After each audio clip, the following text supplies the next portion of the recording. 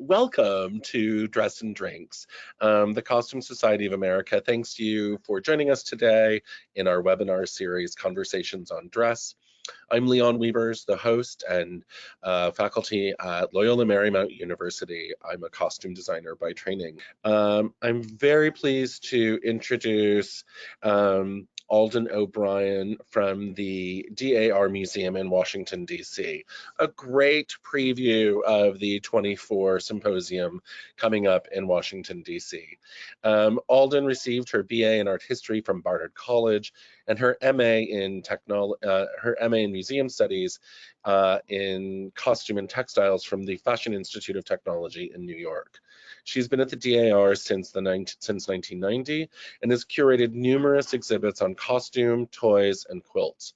Her most recent costume exhibition was An Agreeable Tyrant, Fashion After the Revolution.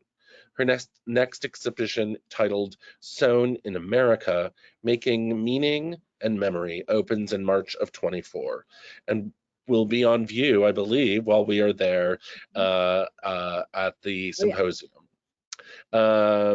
And it explores the combination of clothing, quilts, needlework, and household textiles, examining the role of sewing in American women's lives up to the present day.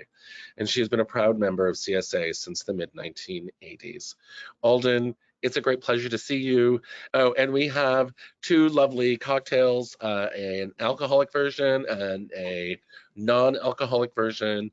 And I'm enjoying the gin version today. So, Alden, it's so lovely to see you. Welcome. I'm really excited to have this conversation with you about the collection at the DAR. I lived in south of DC for many years when I taught in Southern Maryland, and the DAR was a favorite museum to go to. And there's so many amazing resources in DC, it's really hard to choose. So, so with that, let us hopefully dive in. You know, the first thing I should do is say, well, first of all, thank you for inviting me. And secondly, I'm excited to host the Costume Society at the exhibit next year.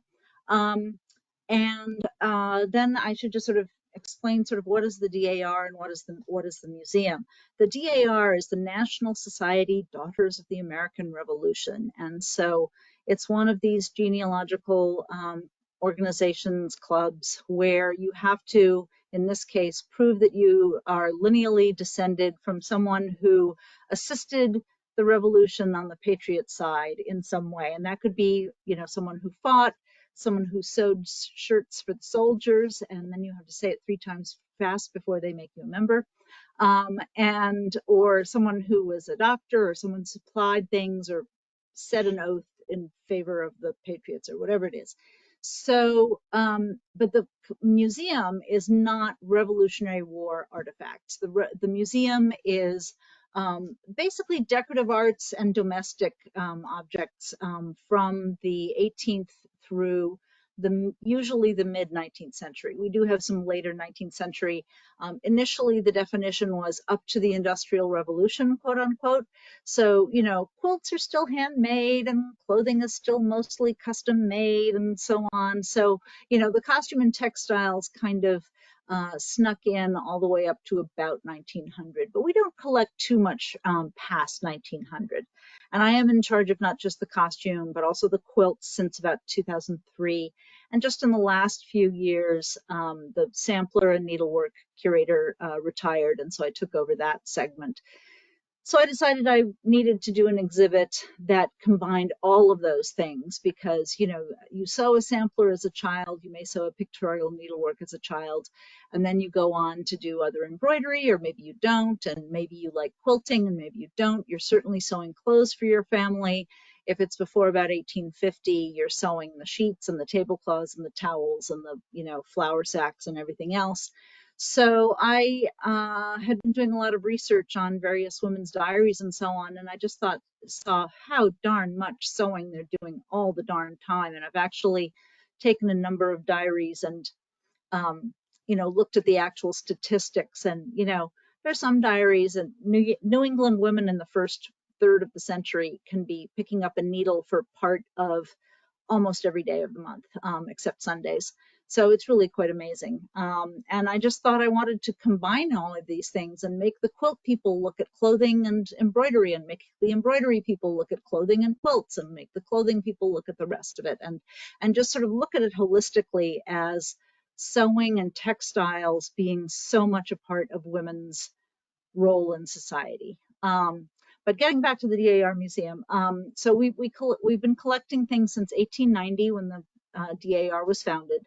And most of our stuff over the years has come from members. So of course that means, by and large, middle-class white ladies. And, it's sort of the perpetual problem of a museum founded 125 years ago, that the people who had things, who were involved in and cared about museums and had things that they could afford to give away, were the people of a certain standing, and so on and so on. And because most of it comes from our membership, that's another selective group. So now we try to tell a more broad range of stories, and we try to collect things from different groups, and interpret things, and do programming, and do loans in our exhibits to kind of expand the story, because the story of America is much more than just the people that we've all been talking about in history classes for all these years, and in museums for all these years.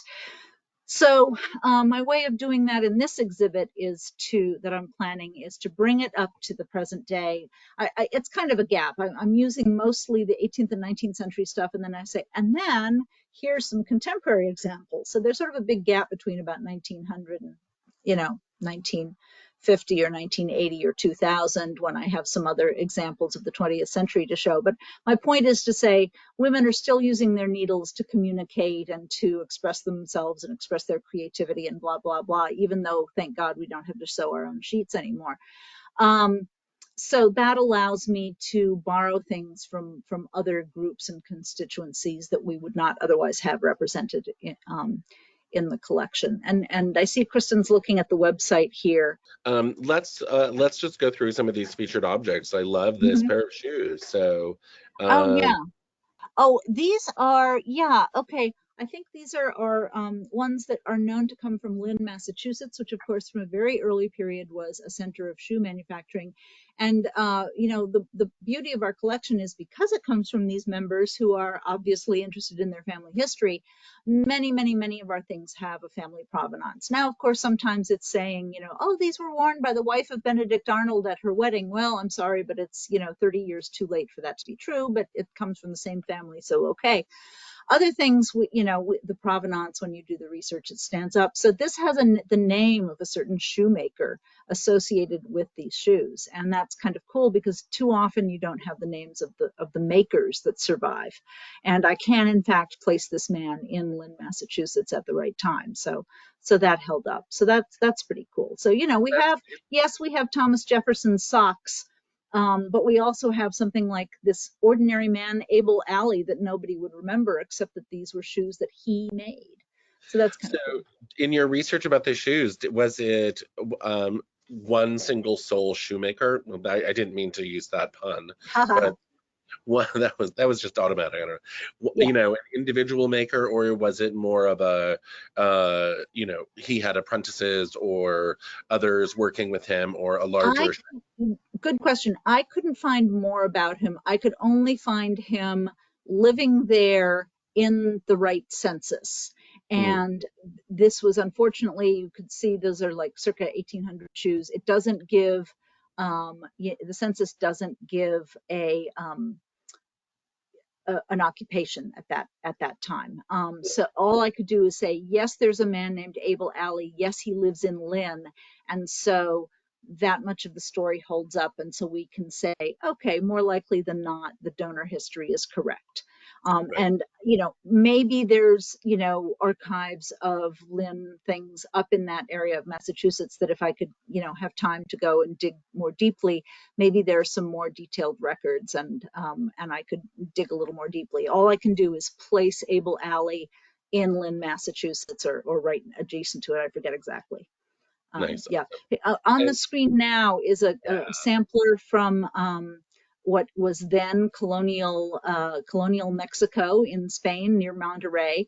And this is part of the thing that I'm trying to do. I'm trying to get things from other than just the East Coast. We have a lot of beautiful East Coast, beautiful pictorial samplers and needleworks, but I also want to have things that represent other areas. And this represents a Spanish-speaking girl. I don't know whether she would have had some indigenous blood or not, because we don't have her name. Most of these samplers from California and Mexico don't have names on them, or many of them don't. But we know it was from Monterrey, and the style is consistent with about the 1820s. So I think it represents a slightly different ethnic group, quote unquote, a different demographic, and a different region in what became the United States, but was then colonial Spain. Yeah, this is really beautiful and fascinating. And we did have it cleaned, but unfortunately not a lot of the yellowing came off of it. So I would like to get, another example of this, maybe from a slightly different period, because I don't think you need to limit yourself to just one California Spanish tradition sampler. I would like to get another one and it's also cut off at the edge, so it's not a complete piece. So I'm on the lookout for more of those. Oh, excellent. I agree wholeheartedly, being from California. Yeah, we need to transfer. Awesome. That's wonderful. That's really beautiful. Well, this is a page where, in the DAR magazine every month, we focus on a different object. And this is fun. This is something that we think was worn to Washington's, we think it was worn in 1832 to a parade for Washington's 100th birthday, I think is what it is. Is that what it says here? Yes, 1831. It's got a New York City newspaper interlined there with the date in 1831. So that tells us that it's right before 1832, when they would have been celebrating Washington's 100th birthday. And it's got a hat on it. And if you look at the newspaper accounts of these parades in honor of Washington, you had all of these artisans guilds or groups, or sort of proto-unions marching together. So it's like, we are the hat makers of New York, and we are here to celebrate Washington. We are the bricklayers, we are the masons, we are the carpenters. And so all of these different trade organizations marched in these parades. And so this is an apron from one of those parades, either in New York or Philadelphia. So what is the base? What is the it says silk in the description, but is it a silk satin? Because I think I think it's a satin, and then it's got like one of these, lithographed or whatever,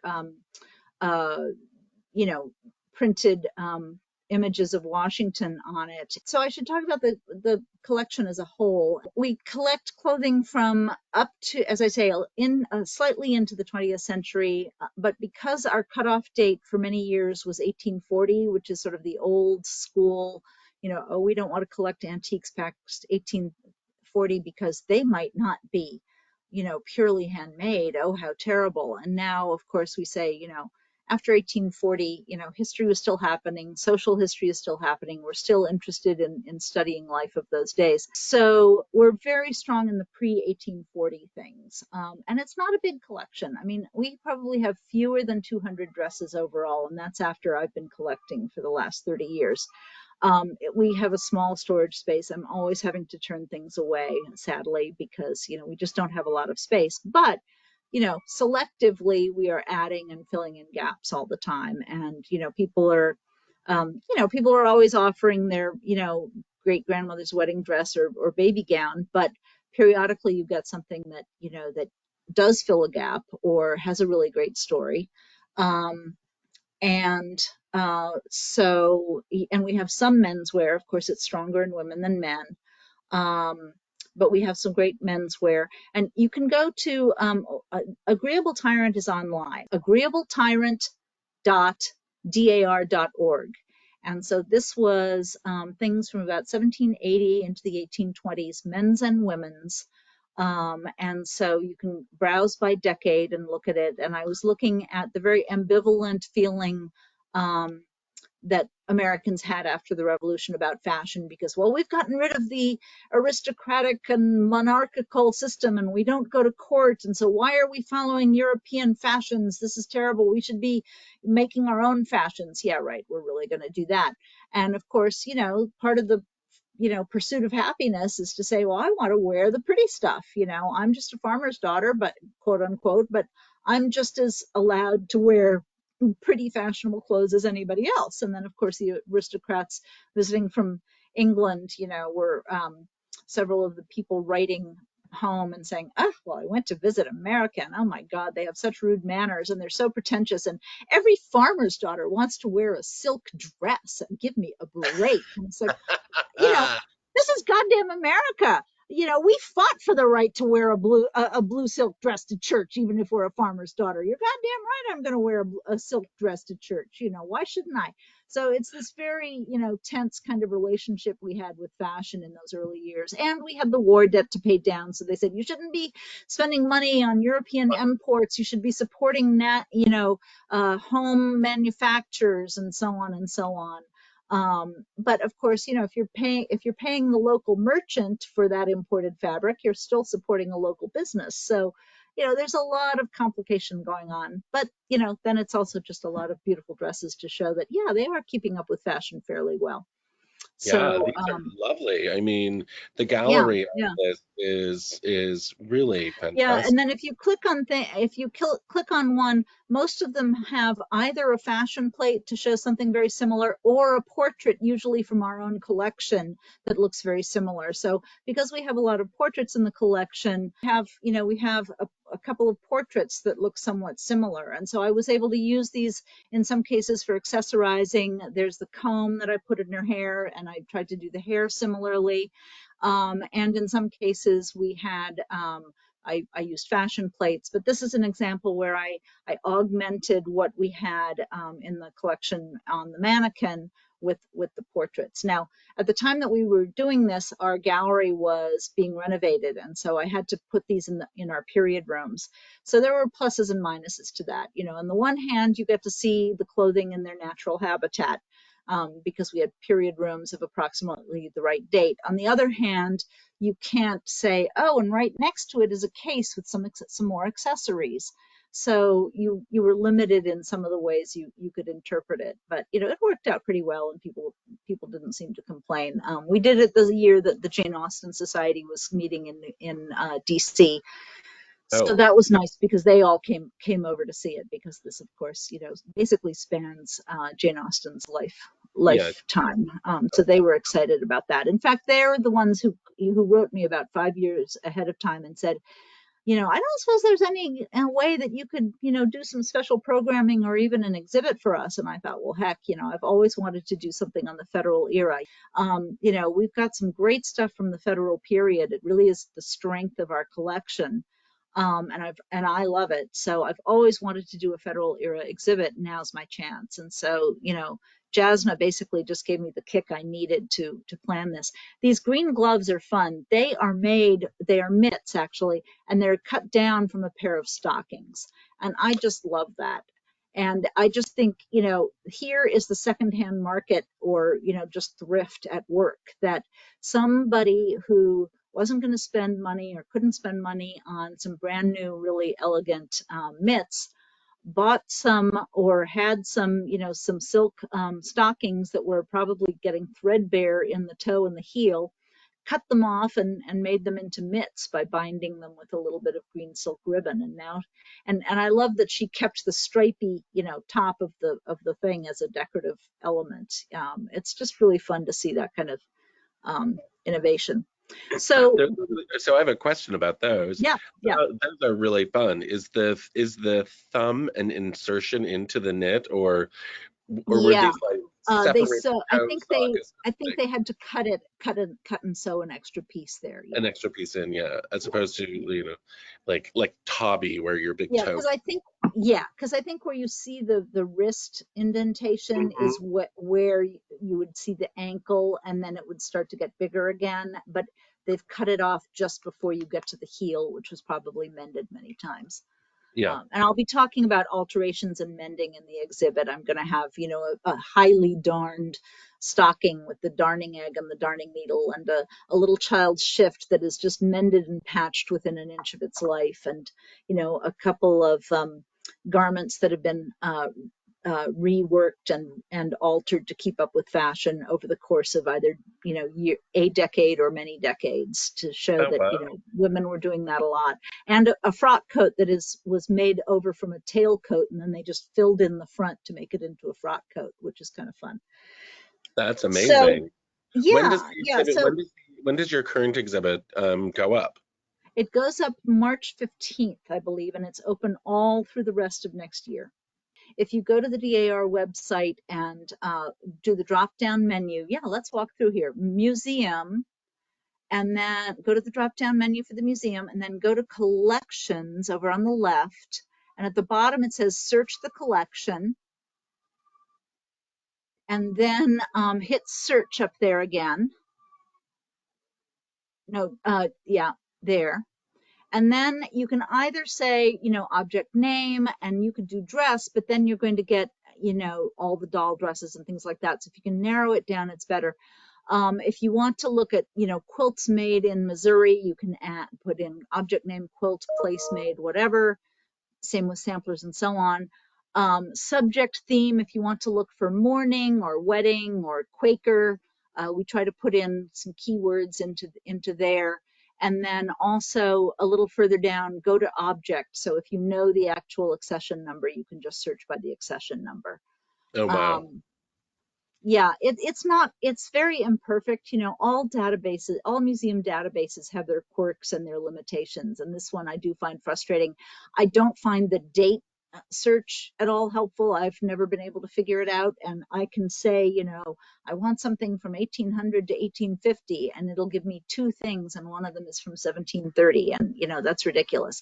But so I don't find that very useful. The other caveat is I gave a lot of thought to terminology, because I thought, well, I know that 18th century corsets are known as stays, but your average person doing research who isn't a costume person doesn't. So all the corsetry is called stays. It's called corsets.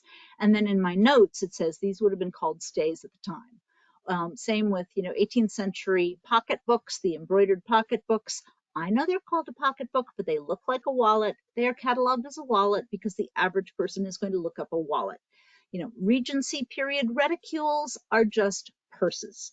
So, you know, I'm just trying to make it as user friendly as it can possibly be. Yeah, there's, I guess, all the corsets and the busks, All and the, yeah.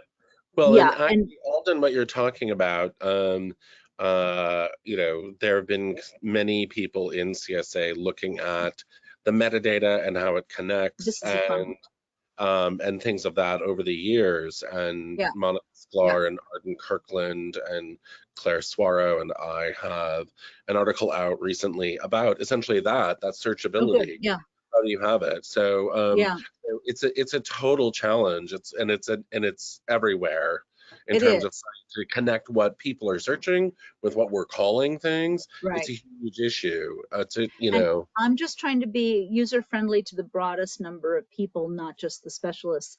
The corset that or stays that you see here is a wonderful transitional piece.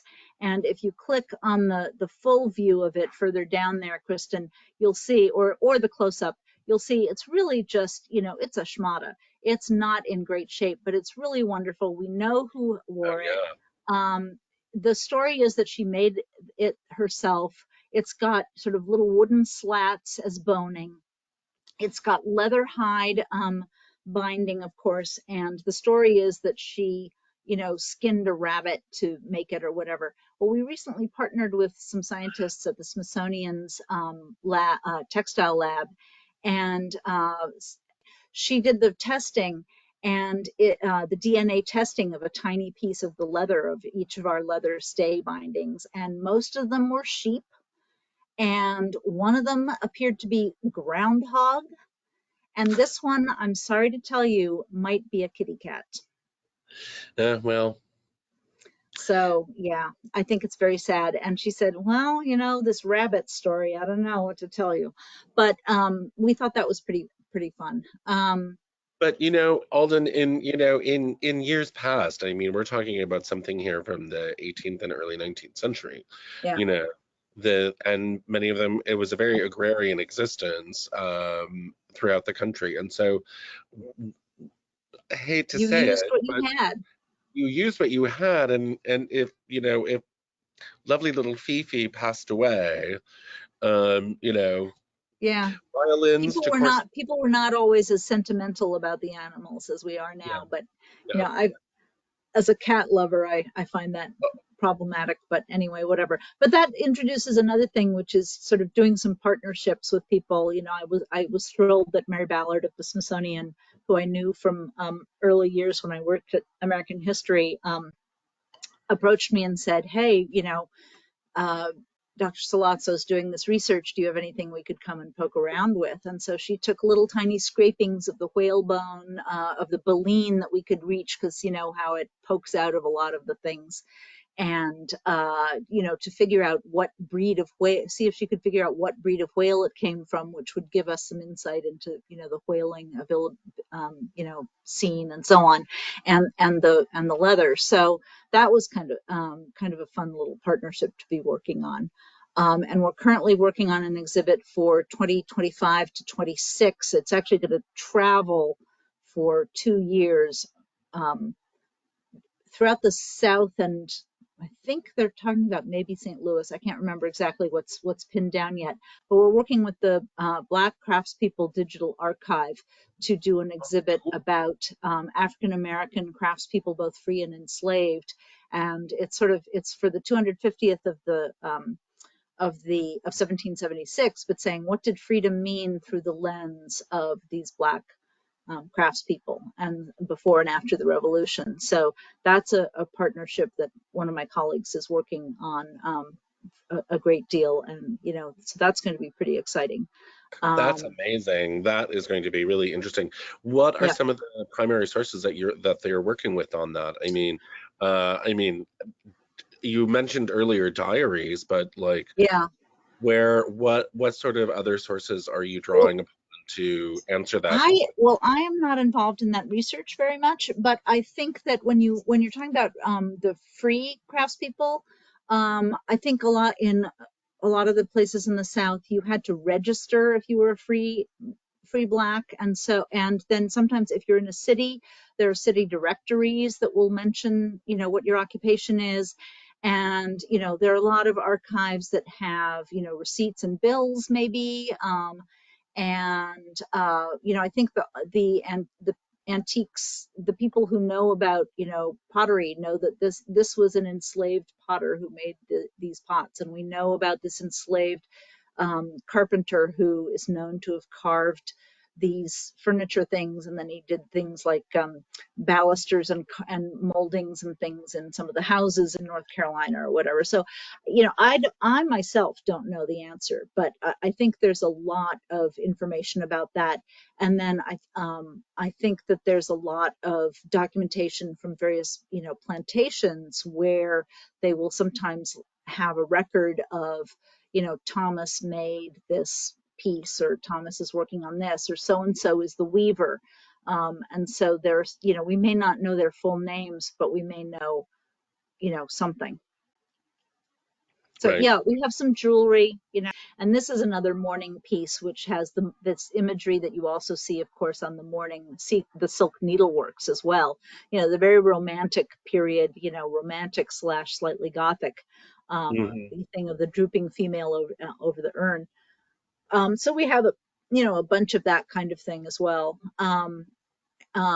And sometimes painted with bits of hair, yes. And so we have some examples of that. This specific one may, in fact, have some, that may be a little bit of hair in those willow trees back there. I'm not sure. Oh, interesting, interesting. Yeah, yeah. Yeah, this So is we have stunning. some mourning things. We have one interesting thing we have is a group of things from a Quaker family that spans from about 1760 to the 1820s. The family of this very prominent abolitionist poet from Philadelphia, Elizabeth Margaret Chandler. So we have her abolition imagery bags and like coin purse and pin holder. 2 of those will be in the exhibit. And other just Quaker clothing. Thank you. Yeah, there, that's her bonnet. There's the slavery pin holder. Elizabeth Margaret Chandler became the editor of the women's page of I think it was the Liberator, one of the more prominent anti-slavery newspapers, and it was in her, under her editorial direction, that this image of "Am I not a woman and a sister," which is the companion piece to Wedgwood's famous "Am I not a man and a brother," first appeared in America. So she isn't well known now, and her poetry isn't well known now because it was, sort of typical 1820s, dramatic, sentimental poetry. And, it's a little bit ooky now. I mean, yes, they were on the right side with vis-a-vis slavery. They were for abolition of it and all of that. But, the imagery of, let's have this half naked, figure, and let's have this very sentimental and sometimes rather condescending kind of text that goes with some of these objects, but they were meant to try to elicit, inspire the sympathy of the viewer. And so, their heart was in the right place, even if we would now say, yeah, that's really not the best way to approach it. So history is complicated and difficult. It is. So I have a question about this. It's pin. So is there actually, like, how do you wear this? Is it just... Oh, no, sorry, you don't wear it. It's not, sorry, it's a pin holder. Do you see the little pins? Yeah, you stick the pins in the sides of it. Now I'm with you. Okay. Yeah, it's a little needlework tool. And then it's got like a Bible verse on the back with some, first it's got actually the text of an advertisement for the sale of a female, of an enslaved woman. And so it's meant to say, how can we be doing this? This is selling human beings. How can you do this? Selling a Negro child about 7 years of age, So, wow. Yeah. And these things were sold at fundraising bazaars and things like that to raise money to fund lecture tours of the men who would go around and speak at anti-slavery events and try to convince people to be against slavery and act against slavery. And, women were very, very involved in that fight. So. Yeah. This is fantastic. I've never seen this before. That's really... Yeah, and we have two purses that were owned by her, and those are quite rare. The Victoria and Albert has a couple. Williamsburg only just acquired one that's sort of the twin of ours. They're pretty rare, and we have 2 of them in addition to this. These, and again, here she is under the, half naked, so we get to see her boobs tastefully displayed. And she's under a palm tree, and there's like someone with a whip in the background or something like that. And then it has some sentimental poem on the back or statement like, oh, Negro woman, sighing and crying, nobody sees thee, but I see thee, and we weep, and blah, blah, blah. Yeah. Wow. Yeah, so very sentimental, very trying to tug at the heart of the 1820s, Gothic sentimental period, person. And not this, but the companion one will be on display in the exhibit.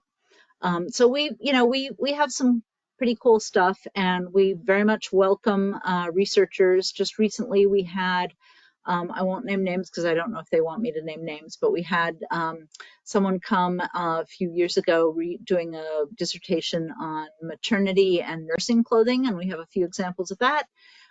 We had someone do research on, the baleen and the leather of the stays, and doing the scientific study of that.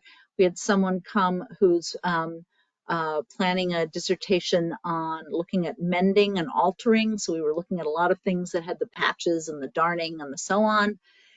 And somebody who's doing her thesis on clothing adapted for disability. And one of the dresses that you will see in the exhibit was made by a dressmaker. And interestingly enough, we have the dressmaker's name, which is nice because she was extremely talented her client clearly had scoliosis or some similar, curvature of the spine.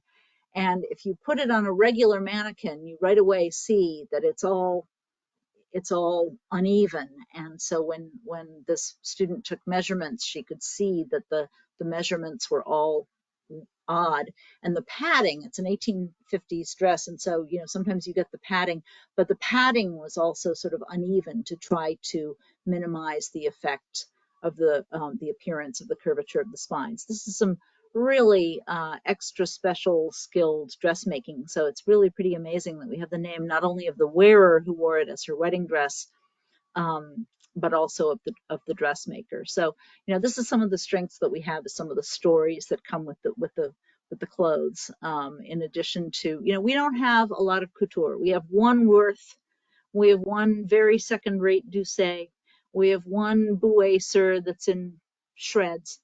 But we have a lot of stuff worn by ordinary people that have sometimes some interesting stories behind them.